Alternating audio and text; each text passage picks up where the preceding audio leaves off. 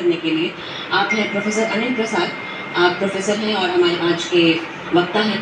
तो सर, चूंकि शुरुआत जो है विषय की वो वानप्रस्थ से होती है और वानप्रस्थ जीवन के 4 आश्रमों में से एक है, तो हम चाहेंगे कि सबसे पहले विस्तार से हम 4 आश्रमों को ही समझें। आपका सवाल बहुत महत्वपूर्ण है। आज के आधुनिक परिवेश में ऐसा लगता है कि इन व्यवसायों का कोई महत्व नहीं है, लेकिन इनका महत्व है और इनकी प्रासंगिकता भी है।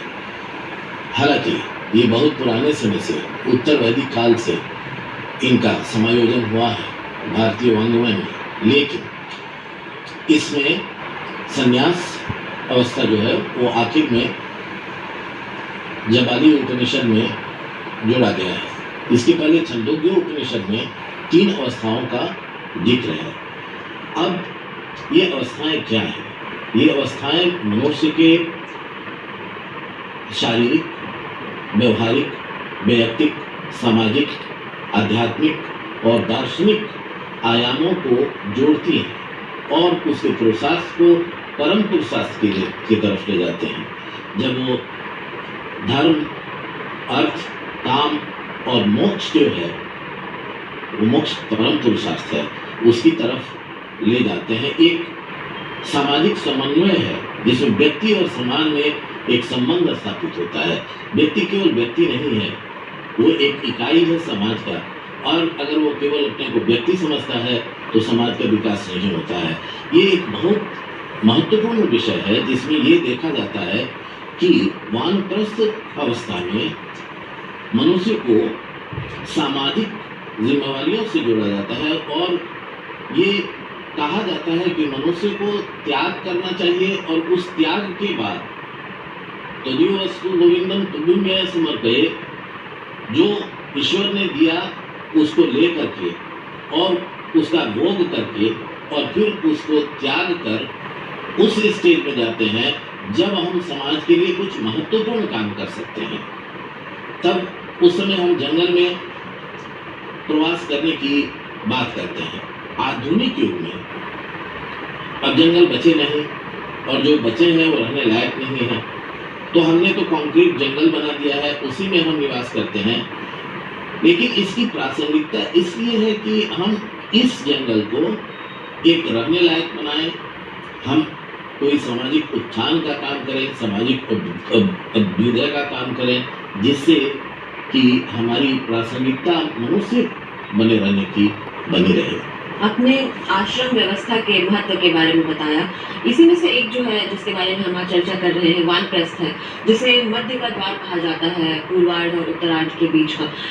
किन तरीकों से ये मध्य के द्वार का काम करता है? गृहस्थ्य और वानप्रस्थ, इसके बाद संन्यास आता है। ब्रह्मचर्य में सेल्फ कंट्रोल, अनुशासन, इसकी शिक्षा दी जाती थी और कैसे अनुशासित रह करके, कैसे तप और योग करके आदमी अर्थोपार्जन करता है और उसके बाद वो गृहस्थ जीवन बिताता है। गृहस्थ जीवन में ऐसा नहीं है कि वो उच्छृंखल हो जाता है, उसमें भी उसको आत्म संरक्षण और आत्मशुद्धि और आत्मनियंत्रण बहुत इम्पोर्टेंट है। इसके बाद जब वो भोग ले लेता है, इसलिए कि ये चारों व्यवस्थाएं जो हैं भोग और योग के समन्वय से बनती हैं, तब वो परिवार से अलग हो जाता है और उस समय की व्यवस्था के अनुसार उसको जंगल में निवास करना होता है। लेकिन वो परिवार से अलग नहीं होता है। उस समय की व्यवस्था के अनुसार अगर उसकी पत्नी उसके साथ जाना चाहे तो जा सकती है, अगर वो अपने घर में रहना चाहे तो अपने बच्चों के साथ रह सकती है, लेकिन उसका समाज से संबंध खत्म नहीं होता है। तो ये 2 अवस्थाएं जो हैं, ब्रह्मचर्य और गृहस्थ, उसके बीच की अवस्था है जो कि आदमी को सामाजिकता की तरफ ले जा करके और समाज के उन्नयन का कार्य करवाती है, जिससे आदमी अपने बारे में कम सोचता है और समाज के बारे में ज़्यादा सोचता है, जिससे कि समाज का कल्याण हो। और फिर संन्यास में वो परिव्राजक की तरह रहता है, वो सन्यासी की तरह रहता है, उसमें ध्यान और तप क्या महत्व है जिससे कि उससे मोक्ष की प्राप्ति हो और उसका जीवन एक महत्वपूर्ण अर्थपूर्ण बने। जी, हमारे जो विषय है उसमें 2 कड़ियाँ हैं, जैसे एक तो वानप्रस्थ है और दूसरा अधिगम है। अधिगम को हम देखते हैं कि ये सतत चलने वाली प्रक्रिया है, शुरू से लेकर अंत तक ये चलती रहती है, आजीवन चलती है, सरल शब्दों में कहें तो। किस तरह से अधिगम जो है वो सतत चलने वाली प्रक्रिया है, आप इसको किस रूप में देखते हैं? हमारे यहाँ जो मैं मिडिल ईस्ट में काम करता था तो वहाँ स्पेशल एजुकेशन जिसको तरबिया खासा कहा जाता है उसमें इसकी पढ़ाई होती थी, लेकिन अधिगम बहुत महत्वपूर्ण चीज़ है। इसमें सतत सीखने की प्रक्रिया है। जब आप पैदा होते हैं from cradle to the grave आप सतत सीखते रहते हैं और सतत सीखते रहते हैं। उसमें 2 चीज़ें हैं, आप अपने वातावरण से प्रभावित होते रहते हैं, आपका अपना व्यक्तित्व है लेकिन आप समाज और संस्कृति से अलग नहीं। इसके अधिगम के बारे में बहुत सारी सिद्धांत हैं और बहुत सारे लोग हैं जो इसके बारे में, जैसे पाब्लो हैं, स्किनर हैं, जीन पियाजे हैं, विगोट्स्की हैं, इन लोगों ने काफ़ी बातें की हैं और उन डिटेल्स में मैं नहीं जानना चाहता हूँ, लेकिन सरल शब्दों में ये कहना चाहूँगा कि अधिगम जो है वो एक विवेकशील बौद्धिक एक इनेक्ट जो कि हर आदमी में ये सीखने की प्रवृत्ति रहती है। वो बच्चा पैदा होते ही उसको सीखने की प्रवृत्ति उसमें रहती है और वो सीखता है, लेकिन 2 चीज़ें बहुत इसमें महत्वपूर्ण हैं, एक अनुभव और ट्रेनिंग। एक्सपीरियंस और ट्रेनिंग के बल पर वो आगे बढ़ता है। अगर किसी बच्चे को अनुभव होता है और वो ट्रायल एंड एरर के मेथड से कोई चीज़ सीखता है, अगर किसी लालटेन के पास जाता है, वो गर्म है, छूता है, उसको गर्मी लगती है, उसके बाद से उसको पता लगता है कि इसको इस तरह से छूना नहीं है, तो वो ट्रायल एंड एरर के बारे में सीखता है। लेकिन इसकी ट्रेनिंग भी होती है। हम ये जो 4 आश्रम हैं ये ट्रेनिंग ग्राउंड है जिसमें आदमी को सतत सीखने की प्रक्रिया से वंचित नहीं किया जाता है, उसको सिखाया जाता है, उसको उत्प्रेरणा दी जाती है कि तुम सीखो और आगे बढ़ो, जिससे कि समाज का निर्माण हो सके, एक आदर्श व्यक्ति का निर्माण हो सके, एक आदर्श समाज का निर्माण हो सके, एक आदर्श राष्ट्र का निर्माण हो सके और हम उस राष्ट्र में, इस विश्व में एक ग्लोबल सिटीजन बने जिससे कि पीस और हार्मनी स्थापित हो सके। ये बहुत इम्पॉर्टेंट चीज़ है अधिगम, और इसका इम्पोर्टेंस हम लोगों को समझना चाहिए और इसको आगे बढ़ाना चाहिए। लोगों में जागृति आनी चाहिए जिससे कि लोग सीख सकें और नए नए तरीके से नई नई चीज़ों को नए कॉन्टेक्स्ट में सीखें। आपने अधिगम रूपी प्रक्रिया को विवेकशील कहा, बौद्धिक कहा, इसे हम मनुष्यों के लिए एक प्रवृत्ति कहा कि हम में सीखने की प्रवृत्ति होती है। ये तो आपने महत्व के बारे में बताया, हमारे जीवन में इसकी भूमिका कहाँ पर है? इसके महत्व में ही इसकी भूमिका है। जब हम सीखेंगे तभी हमारा व्यक्तित्व विकासशील होगा। अगर हम नहीं सीखते हैं, अगर हमको कोई स्किल नहीं आती है तो हम आगे नहीं बढ़ पाते हैं। तो उसकी भूमिका इसी में है कि हम उसको सीखें और जो समाज है वो ऐसा वातावरण तैयार करे जिससे कि लोगों को सिखाया जा सके। जैसे आप वानप्रस्थ की बात कर रहे हैं और ये प्रोग्राम सीनियर सिटीजन्स के लिए है, और भारतीय वाङ्मय में आश्रम व्यवस्था में आदमी मनुष्य की आयु को 100 वर्षों में गिना जाता था और हर आश्रम को 25-25 वर्षों में बांट दिया जाता था। तो वानप्रस्थ में जैसा हम अगर कहें कि 48-50 वर्षों से लेकर के 72-74-75 वर्षों तक वो स्थिति आती है। अब ये आप बताएं कि उसकी भूमिका कैसे हम दिखाएंगे जब आज के परिवेश में जो सीनियर सिटीजन्स हैं उनके बच्चे उनके साथ नहीं रहते हैं, वो घर से बाहर रहते हैं, वो अकेले रहते हैं और वो जो चीज़ सीखते हैं उसको वो फॉसिलाइज्ड हो गया है, जिसको हम अंग्रेजी में कहते हैं incapable of learning new things. तो ये सीनियर सिटीजन्स जो वानप्रस्थ में हैं, उनका जीवन दुख से भरा हुआ है। उनके पास सारी चीजें हैं, सुविधाएं हैं, लेकिन वो खुश नहीं हैं। तो मेरा कहना ये है कि इसकी भूमिका इसमें है कि उनको नए स्किल सीखना चाहिए। जैसे अगर कोई ड्राइविंग करता है तो उसको ये नहीं सोच करके रुक जाना चाहिए कि हम ड्राइविंग नहीं करेंगे, हम बूढ़े हो गए, या कंप्यूटर स्किल्स नहीं, ये हमसे नहीं होगा, एंड्रॉयड फोन्स को नहीं यूज करते हैं, नहीं ये हमसे नहीं होगा, नहीं उसको करना है। नित्य अभिनव में एक और चीज है कि उसमें नित्य नवीन चीजों को करने की प्रेरणा दी जाती है। तो हमारे जो वानप्रस्थ के लोग हैं, उनको जो सीनियर सिटीजन्स हैं, उनको वो अभी जंगल में नहीं जा सकते हैं, ये तो असंभव है आज के युग में। तो जहाँ पर है वहीं पर वो सीखें और अपने जीवन को अर्थपूर्ण बनाएं। जब बच्चे साथ में नहीं हैं तो वो अपने जीवन को अर्थपूर्ण बनाएं और उसमें खुश रहें, यही इसकी भूमिका है।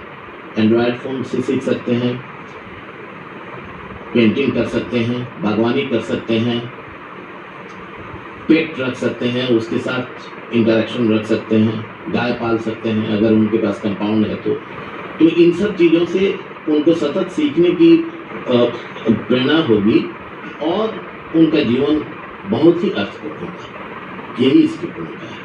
आपने महत्व के बारे में बताया, आपने तरीके बताए जिससे कि सीखने की प्रक्रिया हमारी चलती रह सकती है किसी भी अवस्था में। जो कि हम वानप्रस्थ अवस्था की बात कर रहे हैं, तो इस अवस्था में आकर अधिगम की प्रक्रिया को देखें तो इसकी क्या उपयोगिता है? जी, ये सवाल बहुत अच्छा है और ये रेखांकित करता है आज के जीवन को। आप देखें, आज गांव नहीं रहे हैं और शहर गांव में घुस गया है। आप छोटे कस्बों में जाएं, डिस्ट्रिक्ट हेडक्वार्टर्स में जाएं, वहाँ मॉल्स हैं, बड़े बड़े रेस्टोरेंट्स हैं। पटने में देखें आप, कितने बड़े बड़े मॉल्स हैं।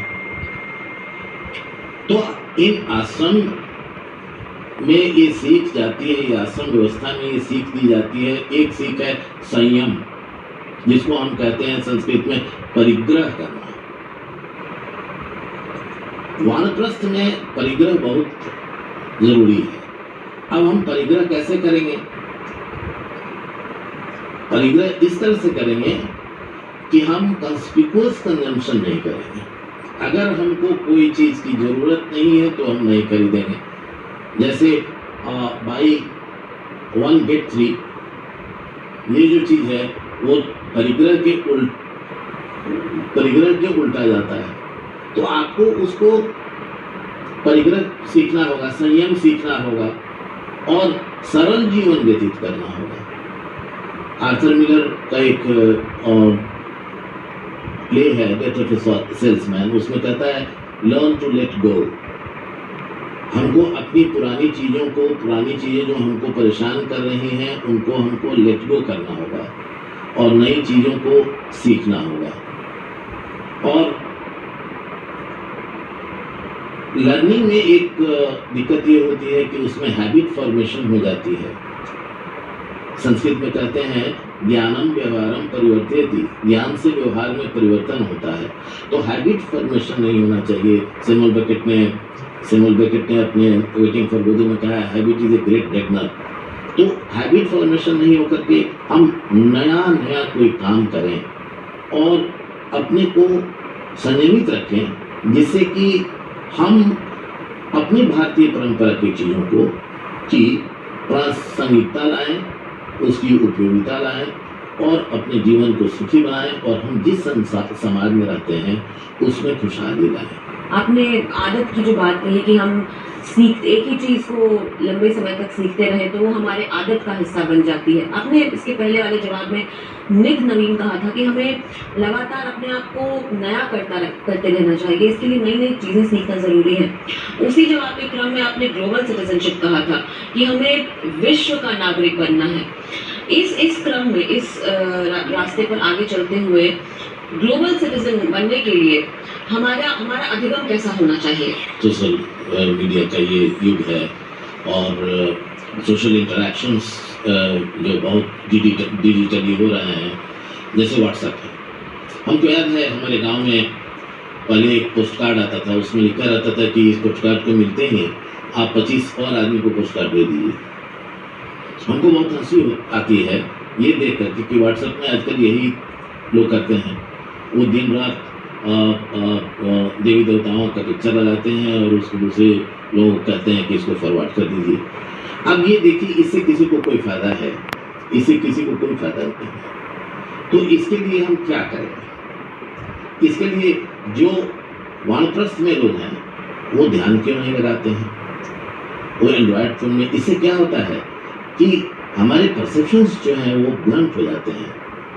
अब इसके लिए कौन जिम्मेवार है? आपको तो उससे कुछ मिल नहीं रहा है, उससे घाटा हो रहा है और आप समझ रहे हैं कि हम ऐसा कोई काम कर रहे हैं। तो आप ग्लोबल सिटीजन, किस तरह के ग्लोबल सिटीजन हैं? आपने समाज को क्या दिया? समाज को देते, सुबह में टहलने जाते, सब लोग एक ग्रुप बना के रहते और जन जागरण करते। जो युवाओं में आक्रोश, क्रोध, आर्टिफिशियलिटी, ये सारी चीज़ों को आप एड्रेस करते, लोगों से मिलते, तब जाकर के हमको लगता कि आप इसका सही फायदा उठा रहे हैं और भारतीयता में चीज़ें जो बताई गई हैं, जो इतनी महत्वपूर्ण है, उसको आप आगे बढ़ा रहे हैं। तो आप तो इसको आगे नहीं बढ़ा रहे हैं, आप अपने अनुभव को नहीं साझा कर रहे हैं। आपके पास अनुभव है और उसको साझा नहीं कर रहे हैं।